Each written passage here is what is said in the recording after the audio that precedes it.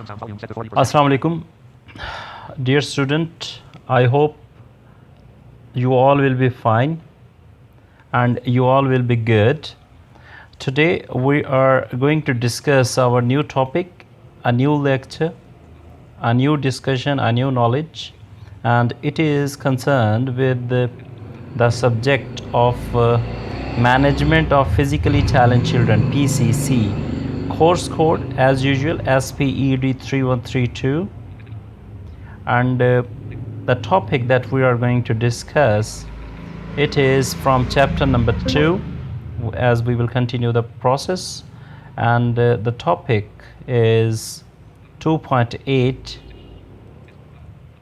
clubfoot. Before going to start my topic, let's have a review of our last lecture. In last lecture we have discussed two topics. One was about Marfan syndrome and second was about amputation. I hope that you people had good learning about that. Now we are going to start our new topic, and this topic is concerned, as I told already, 2.8, which is clubfoot. So if we discuss the agenda of the topic, अगर हम इसके agenda के हवाले से बात करें, so after completion of this topic you will be able to, number one, define clubfoot, its symptoms and its preventions. आप clubfoot, इसकी सिम्टम्स और इसकी जो प्रिवेंशन है उसके बारे में बहुत अच्छी तरह आप डिफ़ाइन करने के काबिल हो जाएंगे. Number 2, you will be able to manage, or you can easily also, I must say, you can manage any orthopedic disorder as a special education teacher easily. Number 3, you'll be able to describe educational implications for orthopedic impairments / disorders. And the last point that I have set for you people on account of agenda, it is you will be able to understand the perspective of IDEA 2004. So हम इसमें management of orthopaedic disorders को भी देखेंगे, उनकी जो educational implications है उनको भी देखेंगे, और इसके अलावा जो idea 2004 individual with disabilities education act 2004 का जो पर्सपेक्टिव है वो भी हम समझने की कोशिश करेंगे. और जब हम ये सारी चीज़ें डिस्कस कर लेंगे, at the end of the topic you will also be able to describe all these things which I have discussed with you just now. So we will not waste our time more and we'll come directly to the introduction of our topic. It is 2.8 clubfoot. अगर हम इसकी introduction की बात करें clubfoot के हवाले से,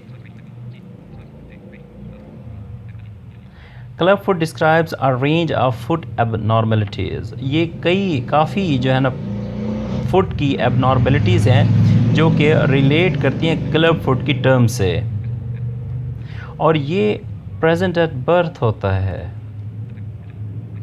definitely जब मैंने बर्थ का टर्म यूज़ की तो इसका मतलब ये कॉन्जेनिटल प्रॉब्लम है, in which the foot of the baby is twisted, जिसमें बेबी का जो पाँव होता है, बच्चे का जो पाँव होता है वो ट्विस्ट हो चुका होता है, जो उसकी जो नॉर्मल शेप होती है उस शेप में नहीं होता, और जिस पोजीशन में उसको होना चाहिए उस पोजीशन में नहीं होता, इस ट्विस्ट होने की वजह से. In clubfoot the tissue connected to the muscles, to the bone, जिनको हम टेंडेंस कहते हैं. ये टेंडेंस की टर्म मैंने लास्ट लेक्चर्स में भी यूज़ की थी. तो टेंडेंस ऐसे टिश्यूज़ को कहते हैं. ये इसकी डेफिनेशन भी आप कह लें कि टेंडेंस की ये डेफिनेशंस हो सकती है, the tissues connected to the muscles and to the bone. These are called tendons. तो ये टेंडन्स के साथ क्या होता है, ये अपने नॉर्मल साइज से छोटे हो जाते हैं, उस तरह नहीं होते जिस तरह इनको होना चाहिए. सो क्लब फुट क्या है, एक Fairlie totally truly birth common birth defect है, मीन्स कॉमन है, अनकॉमन नहीं है. And is usually an isolated problem for any healthy newborn. Isolated problem से मुराद ये है कि इसके साथ कोई और एसोसिएशंस नहीं है, जिस तरह हमने लास्ट लेक्चर्स में डिस्कस किया कि जनाब वो मस्कुलर उसके साथ स्पाइनल मस्कुलर एट्रॉफी के साथ एसोसिएटेड कुछ आ रहे हैं, अम्ब्रेला टर्म है.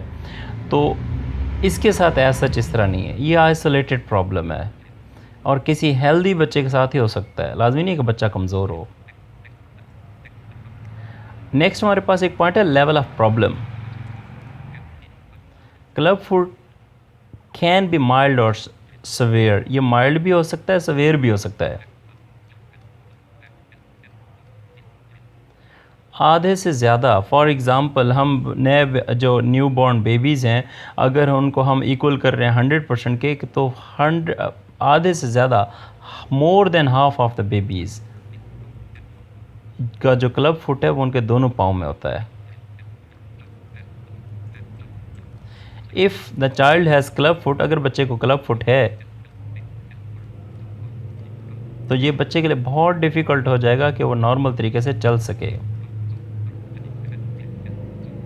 So doctor recommend treating it soon. So doctor क्या रिकमेंड करते हैं कि इसका जल्द से जल्द ट्रीटमेंट करवाया जाना चाहिए, पैदाइश के फ़ौरन बाद. Doctor are able to treat clubfoot successfully without surgery. Doctor surgery के बगैर क्लब फुट का इलाज कामयाबी से करते हैं. दो sometime the child need any kind of surgery. अगरचे बच्चे को किसी हद तक इलाज करवाने के बावजूद जो है ना, उसको वो ट्रीटमेंट उसका ठीक नहीं हो रहा या वो रिकवरी नहीं हो रही, तो फिर उसके लिए एंड पे सर्जरी रिकमेंड की जाती है. अगर क्लब फुट के सिम्टम्स के हवाले से बात की जाए, अगर बच्चे को क्लब फुट है तो ये किस तरह नज़र आएगा. Here what how it look like. Number 1, हम सिम्टम्स की बात करने लगे. The top of the foot is usually twisted downward. पाँव का जो ऊपर वाला हिस्सा है वो नॉर्मली नीचे की तरफ ट्विस्ट हुआ होगा और अंदर की तरफ एंड इनवर्ड भी होगा. और इस बच्चे की जो हील है, जो एड़ी है, वो भी अंदर की तरफ मुड़ी होगी. नंबर 2, द फुट में बी टर्न्ड. पाँव तकरीबन कुछ मुड़ा हो सकता है. सो सवेरली, इतना ज़्यादा, और ये इस तरह महसूस होगा जैसे ये ऊपर से नीचे की तरफ है. तीसरा पॉइंट, द अफेक्टेड लेग और फुट में बी स्लाइटली शॉर्टर. जो बच्चे की जो टांग, जो पाँव मुतासिर होगा वो नॉर्मल से थोड़ा छोटा होगा, स्लाइटली शॉर्टर होगा. Number 4, the calf muscles of affected legs usually undeveloped. बच्चे की जो खाफ होती है, खाफ किसे कहते हैं, हमारी लेग की जो हमारी जो शिन होती है, शिन का जो बैक वाला हिस्सा होता है वो खाफ कहलाता है. तो जो खाफ होता है उसकी डेवलपमेंट ही नहीं हुई होती. तो ये इसके सिम्टम्स हैं.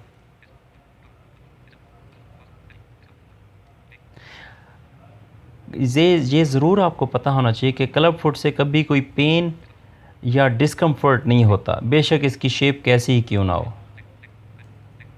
इम्पॉर्टेंट पॉइंट है. नेक्स्ट है हमारे पास when to see a doctor.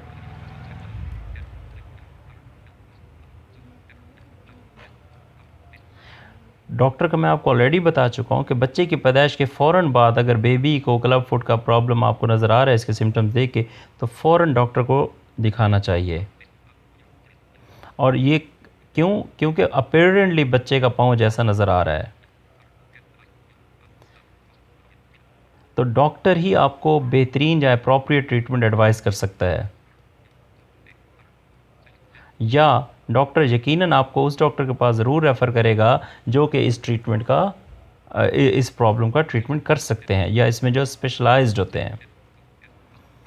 ख़ासकर इसके लिए जो स्पेशलिस्ट रिक्वायर्ड होते हैं उनका बोन और मसल्स में स्पेशलिस्ट होना ज़रूरी है।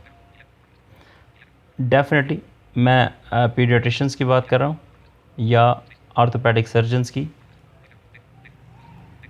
अगर इसकी कॉजेज़ की बात की जाए, क्लब फुट की जो कॉज है वो अननोन है,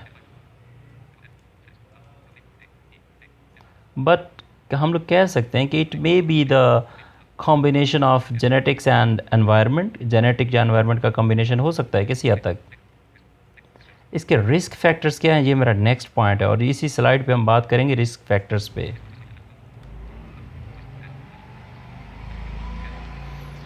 लड़कों में बॉयज़ आर अबाउट ट्वाइस, लड़के दुगना होते हैं, as likely to develop club foot than girls are, लड़कियों की निस्बत लड़के ज़्यादा क्लब फुट का शिकार होते हैं।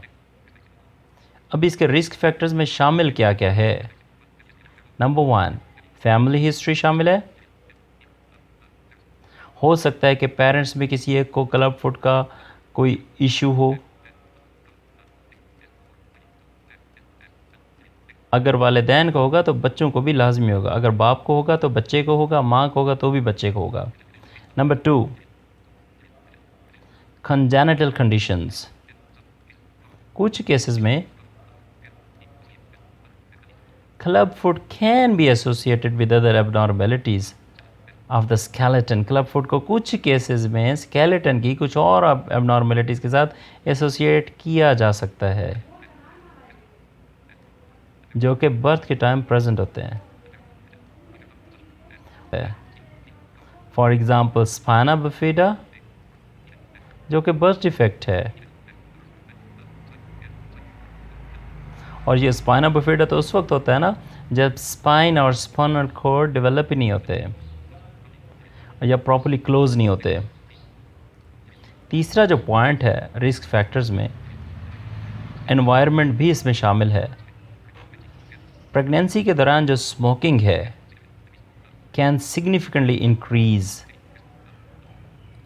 The baby risk of club foot.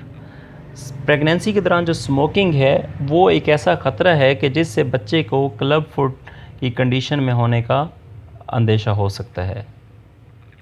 Number 4, not enough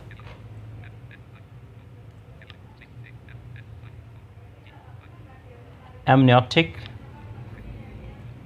fluid during pregnancy।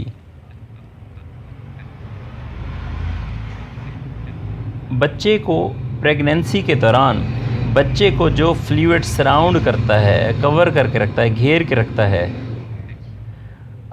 माँ के पेट में, इससे भी क्लब फुट होने का अंदेशा होता है। अब हम बात करते हैं इसकी कॉम्प्लिकेशंस के। ये मेरी नेक्स्ट स्लाइड है कॉम्प्लिकेशंस के हवाले से।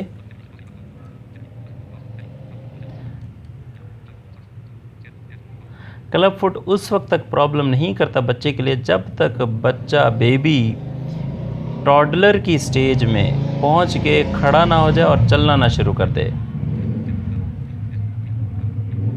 If club foot is treated, अगर क्लब फुट का इलाज किया जाता है तो बच्चा बिल्कुल नॉर्मल तरीके से चलने के काबिल हो सकता है।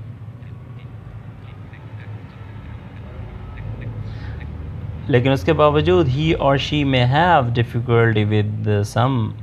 अभी इसके लिए मैं कुछ पॉइंट्स कि उसको कौन सी डिफ़िकल्टीज़ हो सकती हैं, ये मज़ीद कुछ पॉइंट्स हैं जिन पे मैं बात करना चाहूँगा। नंबर 1, मूवमेंट में इशू होगा। बच्चे का जो अफेक्टेड फुट होगा ना वो फ्लेक्सिबिलिटी उसमें कम होगी। नंबर 2, लेग लेंथ, जो अफेक्टेड लेग होगी वो भी शॉर्टर होगी नॉर्मल से, जिसकी वजह से बच्चे को मोबिलिटी इशू होगा। नंबर 3, शूज़ साइज़,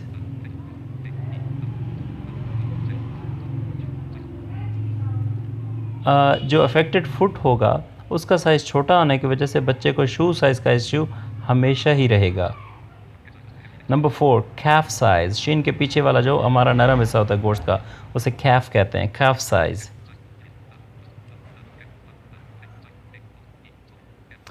काफ का जो मसल है, जो शीन के पीछे वाला जो एरिया है अफेक्टेड लेग का, वो हमेशा छोटा ही रहेगा, जो कि दूसरी टांग का नॉर्मल होगा, उससे हमेशा छोटा ही रहेगा। ताहम अगर क्लब फुट को ट्रीट ना किया जाए तो ये बहुत सीरियस प्रॉब्लम क्रिएट कर सकता है। और ये कौन कौन से सीरियस प्रॉब्लम्स हैं? नंबर 1, आर्थराइटिस हो सकता है, ये हमने लास्ट लेक्चर्स में डिस्कस किया हुआ है। Number 2, poor self image. बच्चे की जो unusual appearance of the foot होती है ना, वो बच्चे के बॉडी इमेज को ना कमज़ोर रखती है। बच्चे के जो बॉडी इमेज है उसके अंदर वो शाइनिंग नहीं होती जो कि टीन एज के बच्चों में होती है। नतीजा क्या होता है? बच्चे के अपने बॉडी के हवाले से एक पुअर इमेज डेवलप होता है और वो लीड करता है एहसास कमतरी में, वो लीड करता है आइसोलेशन में, जो कि एरिक एरिक्सन की स्टेज थी प्री एडल्टहुड वाली 19 to 25, जिसमें उसने कहा था कि बच्चा इस एज में या तो इंटीमेसी में आता है या फिर जो है ना इसमें आइसोलेशन में आता है। और टीन एज की जब एरिक एरिक्सन जो साइकोलॉजिस्ट था उसने बात की, उसने आइडेंटिटी वर्सेस कन्फ्यूजन की, तो ये कन्फ्यूजन को भी लीड करेगा। तीसरे नंबर पे इनएबिलिटी टू वॉक नॉर्मली। बच्चे की जो सलाहियत होती है वो मुतासर होती है नॉर्मल तरीके से चलने से, तो बच्चे की ये जो नॉर्मल चलने वाली जो सलाहियत है वो बच्चे के अंदर पैदा नहीं होगी। Number problem stemming from walking adjustment. ये जो वॉकिंग एडजस्टमेंट होती है ये नेचुरल ग्रोथ के साथ साथ चलती रहती है, और ये उस वक्त होती है जब काफ मसल पूरी तरह डेवलप हो। और अगर ऐसा नहीं होगा, ये काफ डेवलप नहीं है, टांग डेवलप, तो बच्चा अगर चलने की कोशिश करेगा तो उसके पाँव पे सोर ऑफ वाटर हो सकते हैं, पानी के छाले हो सकते हैं, और फिर जो रिज़ल्ट होगा वो होगा आकवर्ड गेट की सूरत में, मतलब टेढ़ी पेढ़ा चलना। इसकी प्रिवेंशन क्या है? अभी तक क्लब फुट की एज सच कोई कॉज सामने नहीं आई डॉक्टर्स के मुताबिक, तो इसलिए इसको मुकम्मल प्रिवेंट तो नहीं किया जा सकता। ताहम प्रेगनेंसी के दौरान कुछ चीज़ें ऐसी हैं कि जो बच्चे का जो रिस्क है ना क्लब फुट वाला, इसको कम कर सकती हैं। ये कौन सी चीज़ें हो सकती हैं? नंबर 1 पे है नो स्मोकिंग और not spending time in smoky environment. Pregnancy के दौरान स्मोकिंग बिल्कुल नहीं करनी चाहिए, ना कभी वहाँ पे वक्त गुजारें जहाँ पे स्मोकिंग हो रही हो, यानी कि सिगरेट का जो धुआं है वो भी प्रेग्नेंट मदर के लिए डेंजरस है। नंबर 2, अल्कोहल यानी कि शराब नोशी या विस्की वगैरह से परहेज़ होना चाहिए। नंबर 3, डॉक्टर के मशवरे के बगैर कभी भी वो मेडिसिन, वो ड्रग यूज़ ना करें कि जो आप समझते हैं कि आपके लिए बेहतर है। Self medication is always injurious to health, ये बेसिक रूल है, इसको हमेशा जहन में रखिएगा। तो ये हमारे पास डिस्कशन है क्लब फुट के हवाले से। मुझे उम्मीद है कि आपको ये अंडरस्टैंडिंग हो चुकी होगी कि व्हाट इज़ क्लब फुट, इसके सिम्टम्स क्या हैं और इसकी प्रिवेंशंस क्या हैं। I hope this will be very beneficial for you.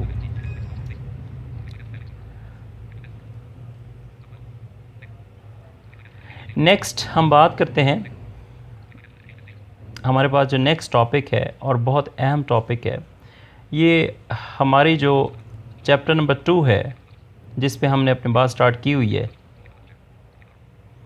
इसमें हम चूँकि मैं थोड़ा सा आपको एक रिव्यू देना चाहूँगा।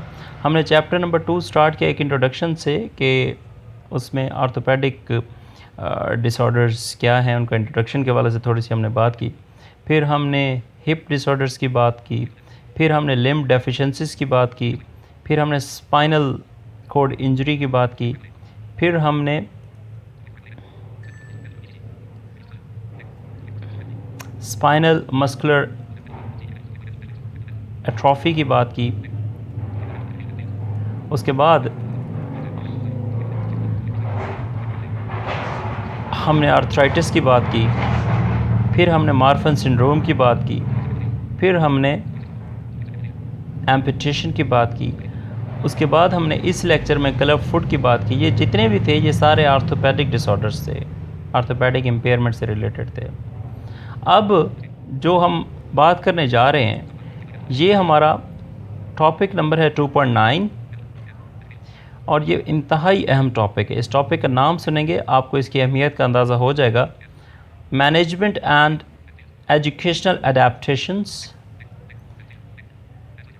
किसकी मैनेजमेंट या किसकी एजुकेशनल अडेप्टेशंस की बात हो रही है आप लोग समझ चुके होंगे। मैंने आर्थोपेडिक इम्पेयरमेंट या आर्थोपेडिक डिसऑर्डर्स में जितने भी ये चीज़ें आपको काउंट कराई हैं, ये वहाँ से ये 2.1 से लेके 2.9 तक जितने भी हमने डिसऑर्डर्स के नाम लिए हैं, इन सब की मैनेजमेंट और इनकी एजुकेशनल अडेप्टेशन की अभी हम बात करेंगे। It is very important topic and I hope that you will maintain the level of your interest in this lecture. Thank you. So, हम लोग अपनी बात स्टार्ट करेंगे इंट्रोडक्शन से।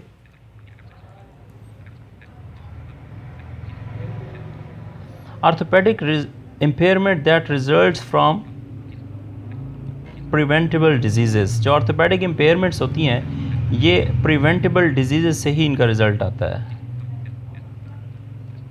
ये बहुत इम्पॉर्टेंट है कि फोकस किया जाना चाहिए हेल्थ एजुकेशन पे, जो कि नॉर्मली नहीं होता। न्यूट्रिशन, खुराक पे भी फोकस होना चाहिए और इम्यूनाइजेशन यानी कि क़ुव्वत मुदाफ़त का जो सिस्टम है उसको इम्प्रूव करने से भी बात होनी चाहिए। This include relatively simple procedure. तो इसमें बहुत एक स्मॉल छोटा सा प्रोसीजर शामिल है। फॉर एग्ज़ाम्पल रेजिंग अवेयरनेस दी जानी चाहिए। किसके हवाले से? Regarding the importance of cleanliness, सफाई के हवाले से, मेडिकल केयर के हवाले से, और nutrition for the development of the strong bones, और हड्डियों को मजबूत बनाने के लिए अच्छी खुराक के हवाले से अवेयरनेस दी जानी चाहिए। Monitoring births to avoid conditioning resulting from complicated births, कि जो बर्थ प्रोसेस है उसकी मॉनिटरिंग होनी चाहिए प्रॉपरली, ताकि ये ना हो कि कोई ऐसी कॉम्प्लिकेशन पैदा हो जाए at the time of birth जो बच्चे को या उसकी जो मदर है उसको किसी परेशानी की तरफ दो चार करें। ज़्यादातर तो हमारा ख्याल एनॉक्सिया की जानिब जाता है ना, लैक ऑफ ऑक्सीजन या डेफिशिएंसी जो कि बर्थ डिफेक्ट है, और डेफिनेटली ये एनॉक्सिया ही फिर आगे बच्चे को लेके जाता है मेंटल रिटार्डेशन की जानिब। लेकिन जहाँ पे अगर कोई फ़िज़िकल को बच्चे को at the time of birth कोई इंजरी हो जाती है तो वो तो फिर किसी भी तरफ लेके जा सकती है, जो कि आर्थोपेडिक इम्पेयरमेंट में यकीनन शामिल है। अच्छा, यहाँ पे अवेयरनेस होनी, हम अवेयरनेस की बात कर रहे थे। पोलियो वैक्सीनेशन के हवाले से भी अवेयरनेस होनी चाहिए ताकि पोलियो और पोस्ट पोलियो सिंड्रोम से बचा जा सके। अब आप ये देखें कि अवेयरनेस का कितना बड़ा एक ब्रॉडर कॉन्सेप्ट है। अगर खाली मेरे ख़्याल में अगर सिंपल एक वर्ड अवेयरनेस ही लिख लिया जाए, उसके नीचे जब हम लिखने पे आएँ तो ये फ़िज़िकल से हट के हमारे तो सोशल इश्यूज़ इतने ज़्यादा हैं कि उन सब पे अवेयरनेस की ज़रूरत है। एनीवे, इस पे इंशाल्लाह हम नेक्स्ट टाइम कभी बात करेंगे। अब हम बात करते हैं कि आइडिया 2004 का पर्सपेक्टिव क्या है। ये नेक्स्ट स्लाइड है हमारी। इसमें जो आइडिया की कैटेगरी है जो कि आर्थोपेडिक इम्पेयरमेंट को कंटेन्स करती है, और इसमें ना बहुत सारे डिसऑर्डर शामिल हैं। तो आइडिया 2004 के मुताबिक ये आर्थोपेडिक इम्पेयरमेंट्स जो है 3 हिस्सों में डिवाइडेड है। Number 1 neuromotor impairments, number 2 degenerative diseases, number 3 musculoskeletal diseases, musculoskeletal disorders instead, I'm sorry। अच्छा,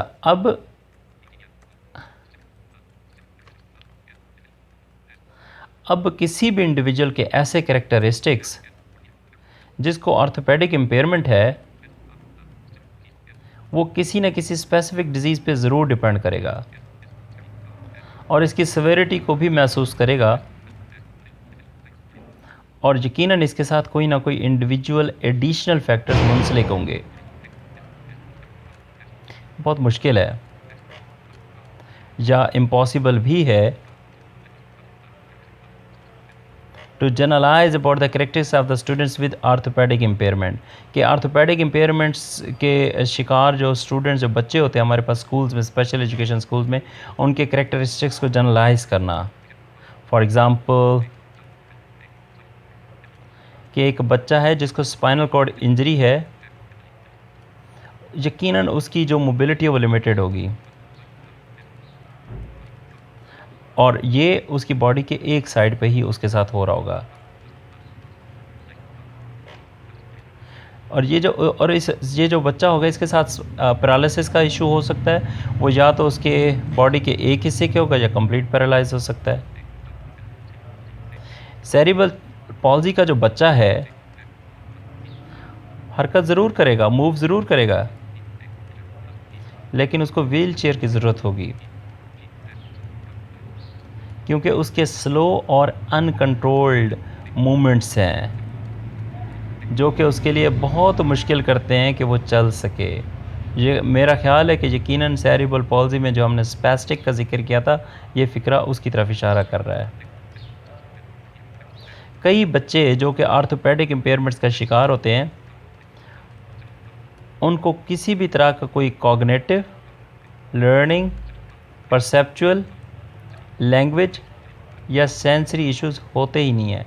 आर्थोपेडिक इम्पेयरमेंट या disorder is a kind of separate problem, इनकी एसोसिएशन नहीं है। ताहम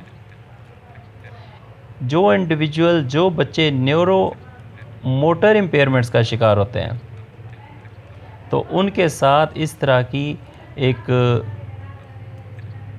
higher incidence of additional impairments लाजमी होते हैं, ख़ासकर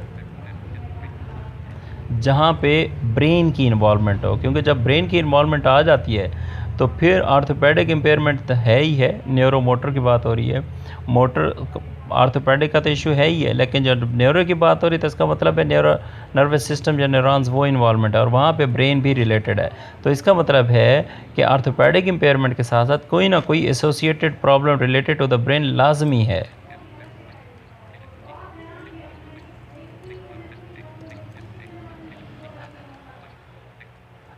तो फिर ये दो टाइप्स के दरमियान बहुत क्लोज रिलेशन बन जाता है। फॉर एग्ज़ाम्पल, एक बच्चा ऐसा है कि जो अपनी लेग्स को मूव नहीं कर सकता, he is unable to move his legs, क्योंकि उसका जो सेंट्रल नर्वस सिस्टम है जिसको हम CNS कहते हैं वो डैमेज हो चुका है, या यकीनन ये न्यूरोमोटर इम्पेयरमेंट में फॉल करेगा ना। May also develop disorder in the bones, उसकी बोन्स में भी इशू होगा और उसकी लेग के मसल्स में भी इशू होगा। और ये लेग के मसल्स में की जब मैंने बात की तो मैं इशारा कर रहा हूँ आर्थोपेडिक इम्पेयरमेंट की जानिब, क्योंकि ये उस वक्त मुमकिन है जब उसको किसी भी तरह की कोई प्रॉपर थेरेपी मिले ही ना और कुछ ऐसे इक्विपमेंट भी ना मिले जो कि इस प्रॉब्लम में उसको सपोर्ट कर सकते हों। जिन बच्चों को स्केलेटल डिफॉर्मिटी होती है उसका वाहिद ट्रीटमेंट सिर्फ सर्जरी है, और इसके अलावा कुछ और बच्चे ऐसे भी होते हैं जिनको ब्रेसेस इस्तेमाल करवाए जाते हैं या प्रोस्थेटिक भी इस्तेमाल करते हैं या ऑर्थोटिक डिवाइसेस इस्तेमाल करवाई जाती हैं, और ये चीज़ें सर्जरी से पहले भी हो सकती हैं या सर्जरी के बाद भी उनसे इस्तेमाल करवाई जा सकती हैं। कुछ बच्चे ऐसे भी होते हैं जिनको अडेप्टेड व्हील चेयर्स यूज़ करवाई जाती हैं। कई बच्चे जो सवेयर या मल्टीपल डिसेबिलिटीज़ के साथ आइडेंटिफाई होते हैं, उनको ऐसी आर्थोपेडिक इम्पेयरमेंट होती है कि उस आर्थोपेडिक इम्पेयरमेंट को लाजमी कंसीडर करना चाहिए जब भी सर्विस प्रोविज़न की बात हो रही होती है। यकीनन मेरा इशारा स्पेशल एजुकेशन की जो हमारे पास जो कंटिन्यूम ऑफ सर्विसेज है उसकी तरफ है। आर्थोपेडिक इम्पेयरमेंट के स्टूडेंट का जो रेफरल कैरेक्टरिस्टिक्स है वो एक एरिया ऑफ फिज़िकल कैरेक्टरिस्टिक्स में फॉल करता है।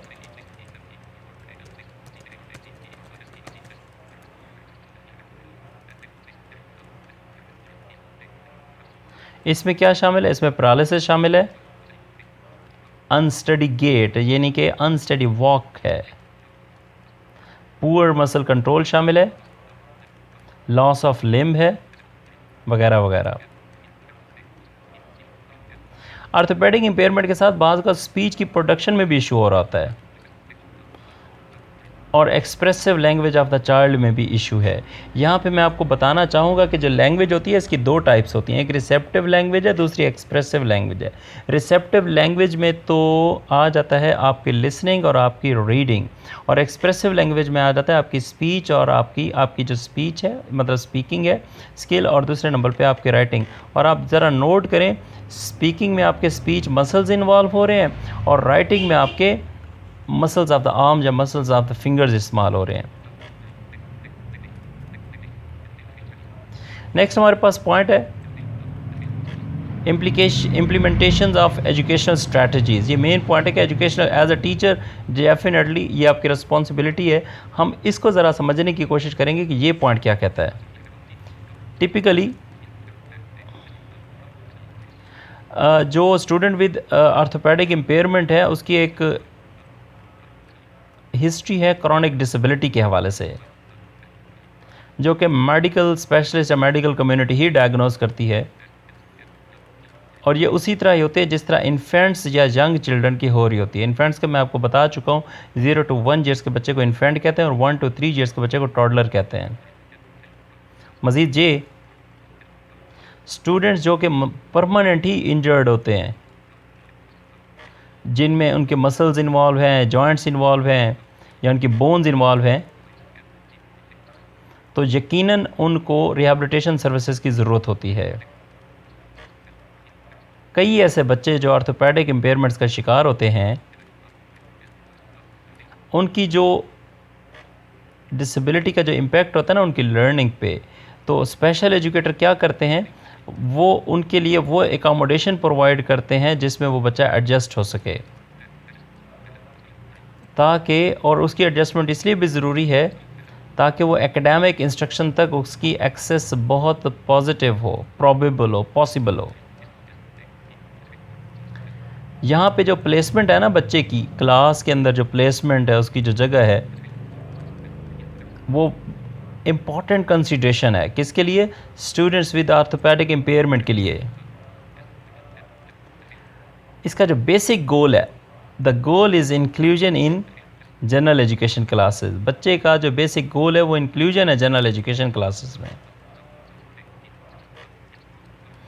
और इंक्लूसिव में रहने का एक फ़ायदा ये भी होता है कि कुछ बच्चे ऐसे होते हैं जो इंक्लूसिव में रहते हुए स्पेशल एजुकेशन का जो रिसोर्स रूम होता है उससे बेनिफिट लेते रहते हैं, यानी कि सर्विसेज अवेल कर सकते हैं रिसोर्स रूम में। और इंक्लूसिव एजुकेशन की ये खूबसूरती यही है कि स्पेशल एजुकेशन बच्चा नॉर्मल बच्चों के साथ बैठ के पढ़ता तो रहे, लेकिन वो जो एसोसिएशंस हैं उसकी स्पेशल एजुकेशन के साथ रिसोर्स, उससे उसका राब्ता हमेशा रहता है और वो उन तमाम सर्विसेज से फ़ायदा उठाता है जो कि एक चाइल्ड विद स्पेशल नीड्स को प्रोवाइड की जाती हैं।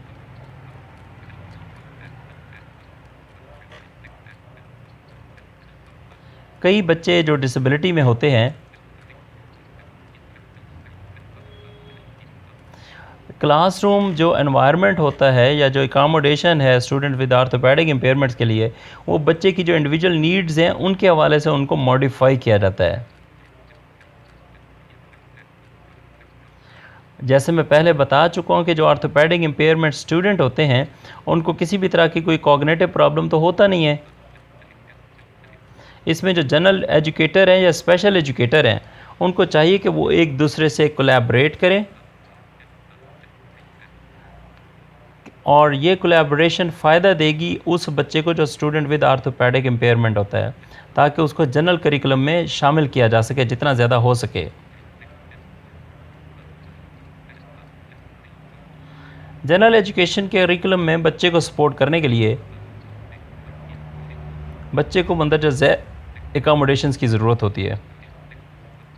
नंबर 1, स्पेशल सीटिंग अरेंजमेंट चाहिए ताकि उसके जो पोस्चर हैं वो यूज़फुल सा डेवलप कराया जा सके और उसकी जो मूवमेंट्स हैं उनको भी।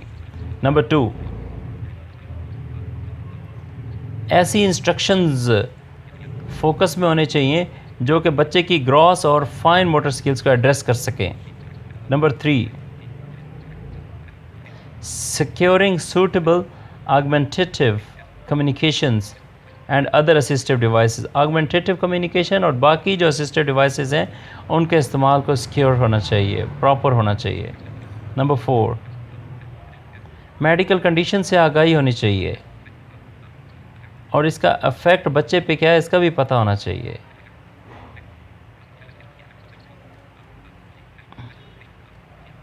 आर्थोपेडिक इम्पेयरमेंट की जो नेचर है ना वो मल्टी फैसेड है। ये पीपीएससी का एक एमसीक्यू भी मैं आपसे शेयर कर रहा हूँ। आर्थोपेडिक इम्पेयरमेंट की जो नेचर वो क्या है, मल्टी फैसेड है।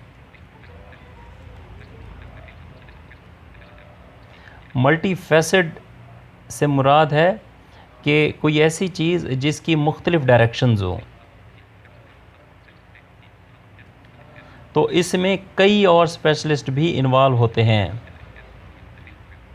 और ये प्रोफेशनल्स ऐसे होते हैं जो कि बच्चे के एजुकेशनल प्रोग्राम को डेवलप करने में बहुत अहम किरदार अदा करते हैं। आर्थोपेडिक इम्पेयरमेंट में चूँकि मुख्तलिफ लेवल होते हैं सेवेरिटी के, इसमें कई तरह की असिस्टिव टेक्नोलॉजी भी यूज़ की जाती है जिनको multiple types of assistive technology कहते हैं।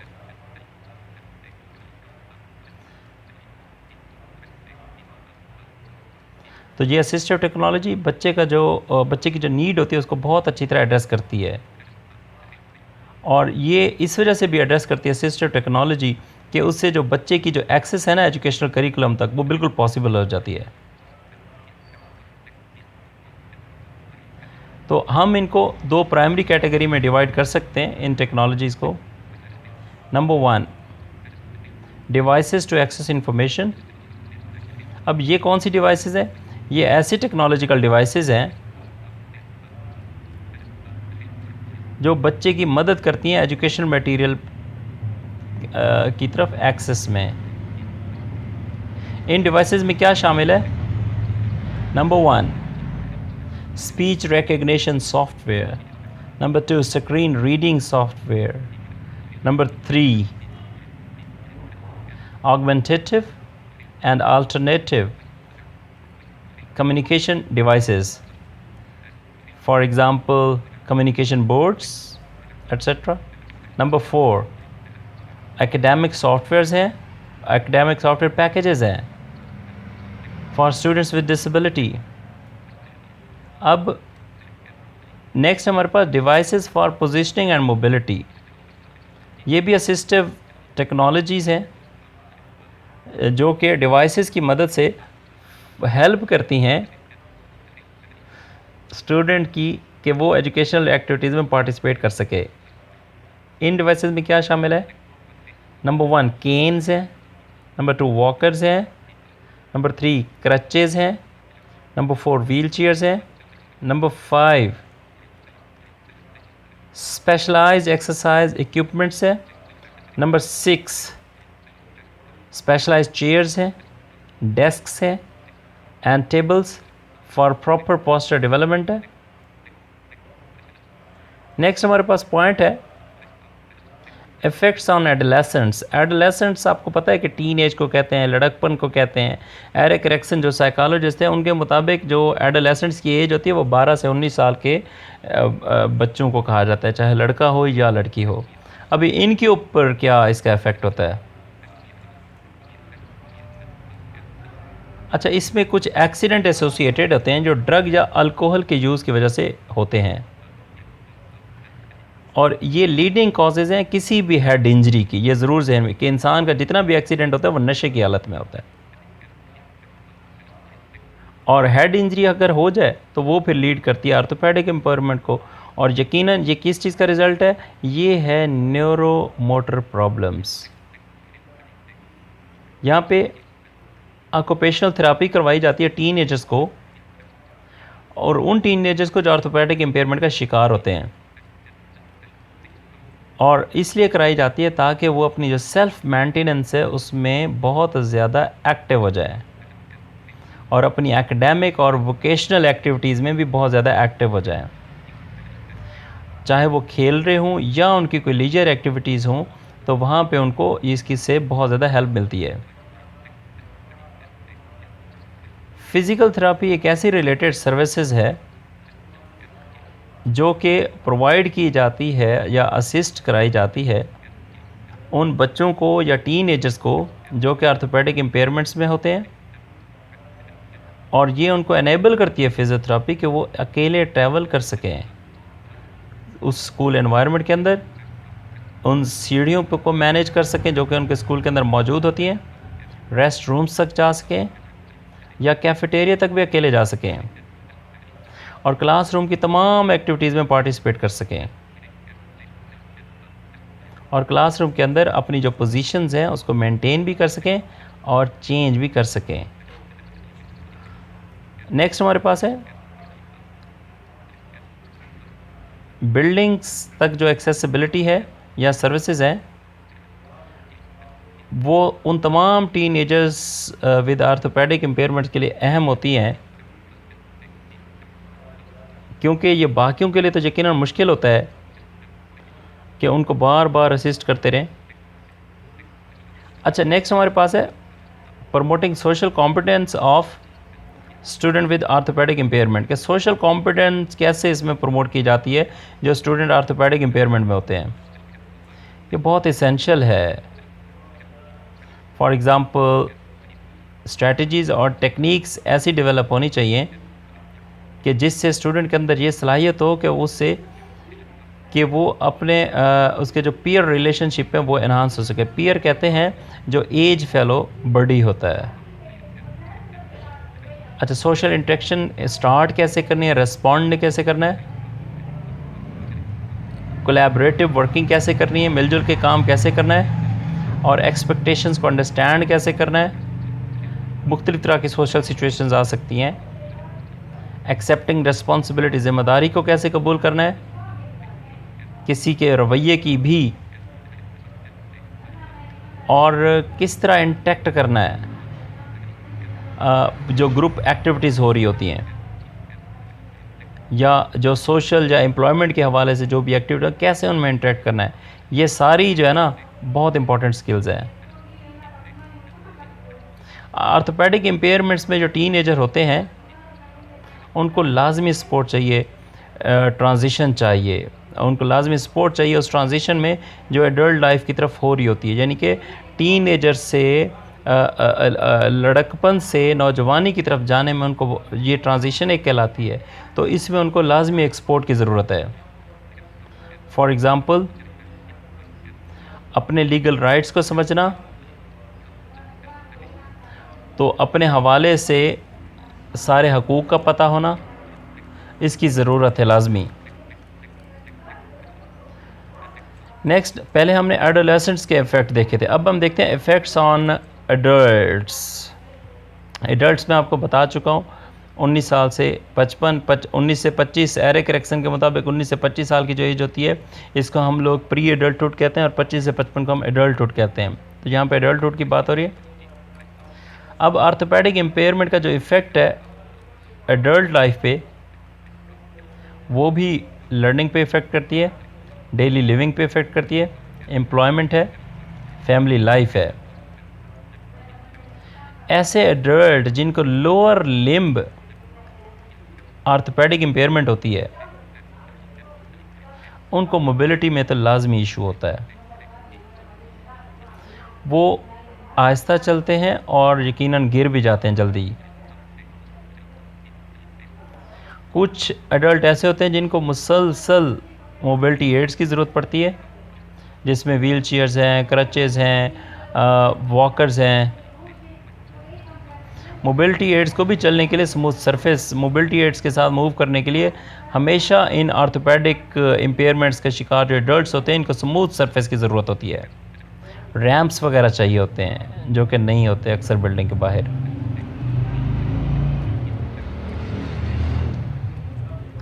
हत्ता के मोबिलिटी एड्स को यूज़ करने के बावजूद एडल्ट्स को हमेशा मुश्किल ही लगता है कि वो लॉन्ग डिस्टेंस के लिए वॉक कर सकें और जल्दी थक जाएं। अब हम बात करते हैं जो एडल्ट्स होते हैं जिनको अपर लिम्ब का प्रॉब्लम होता है, उनको मुसलसल सेल्फ केयर की ज़रूरत होती है। ये अपर लिम्ब बात हो रही है ऐसे एडल्ट्स जिनको अपर लिम्ब और लोअर लिम्ब दोनों का इशू होता है, इनको सेल्फ केयर की ज़रूरत होती है। सेल्फ केयर, कोई भी सेल्फ केयर का काम करने की कोशिश करेंगे तो वहाँ पे इनको हेल्प की ज़रूरत लाजमी चाहिए, असिस्टेंट्स चाहिए। इसमें कोई काम करने की जो है ना, कोई एक वर्क लिमिटेशंस भी इनको प्रोवाइड की जाती है, इनकी एक्सेसिबिलिटी कम है। करंट ट्रेंड्स क्या चल रहे हैं, ये अगला पॉइंट है हमारा।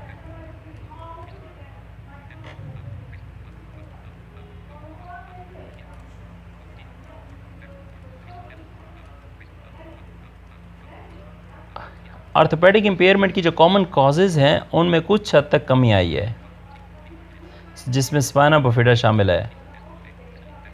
स्पाइना बिफिडा एक ऐसी डिसेबिलिटी है जो कि बर्थ के टाइम प्रेजेंट होती है। ये उस वक्त होती है जब स्पाइनल कॉर्ड डैमेज होती है और स्पाइनल कॉर्ड प्रॉपर क्लोज नहीं होती,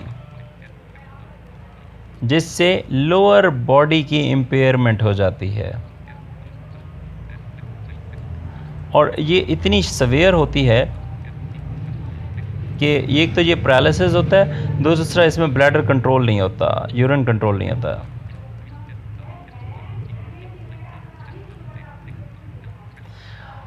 अभी एक स्टडी के मुताबिक स्पाइना बिफिडा की जो प्रेवलेंस है उसमें काफ़ी हद तक कमी आई है।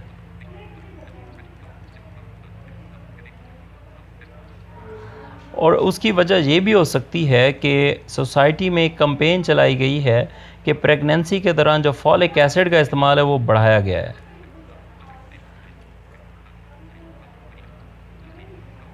ये 1991 से 2003 के दरमियान ये कंपेन चलाई गई थी कि प्रेगनेंसी के दौरान फॉलिक एसिड से जो मेडिसिन हैं उनको ज़्यादा से ज़्यादा यूज़ कराया जाए, जिसका नतीजा ये निकला कि वीमेंस के अंदर जो भी डेफिशिएंसीज थी वो दूर हुई हैं। स्पाइना बिफिडा के केसेस में काफ़ी हद तक कमी आई है।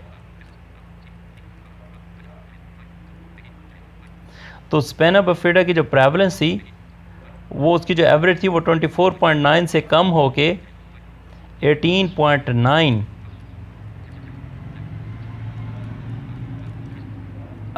तक पहुंची है, और ये 1 लाख की एवरेज थी टोटल अमेरिका के मुताबिक। तो फूड या ड्रग की जो अथॉरिटीज़ थी उन्होंने उन प्रोडक्ट्स के यूज़ पे फोकस किया जिनमें फॉलिक एसिड यूज़ किया जाता था। और 1998 में तो ये कंपलसरी कर दिया गया था फॉलिक एसिड का इस्तेमाल उन मिनरल्स पे ना।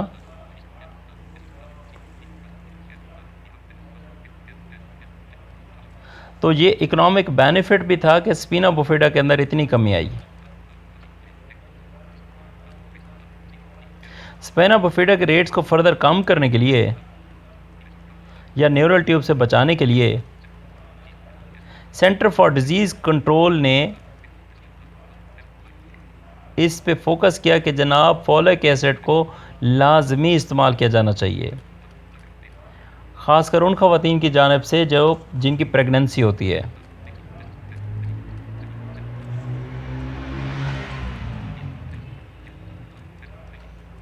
तो अक्सर जो प्रेजेंटली स्पाइना बिफिडा की अक्सर जो डेफिशिएंसीज़ हैं वो रिलेटेड है फॉलिक एसिड की डेफिशिएंसी से। रिसर्च स्टडी क्या कहती है कि पेरेंट्स की जो इन्वॉल्वमेंट है वो बच्चे की डायरेक्ट बच्चे की जो सक्सेस है उससे डायरेक्ट रिलेटेड है। मज़ीद ये कि रिसर्च ये भी बताती है कि जब वालिदैन जितना अपने बच्चों की एजुकेशन में इन्वॉल्व होते हैं तो बच्चे की जो अचीवमेंट्स है उतनी ज़्यादा मोर बेनिफिशियल होती है। ये बहुत ज़्यादा ज़रूरी है कि पेरेंट्स को ज़्यादा से ज़्यादा बच्चे की एजुकेशन में इन्वॉल्व किया जाए, ख़ासकर उन बच्चों की जो ऑर्थोपेडिक इम्पेयरमेंट्स का शिकार हैं या बाकी डिसेबिलिटीज़ का भी, और उनको वो रिसोर्सेज प्रोवाइड किए जाएं कि वो अपने बच्चे की रहनुमाई कर सकें जो इस किसी भी तरह की डिसेबिलिटी का शिकार हैं। So guys, this was the lecture for today. We have discussed two things. Number one, earlier in the start of the lecture we have discussed clubfoot, and then we have discussed management and educational implications of all that what we have discussed in chapter number 2 earlier. So thank you very much. Take care. Have a nice evening.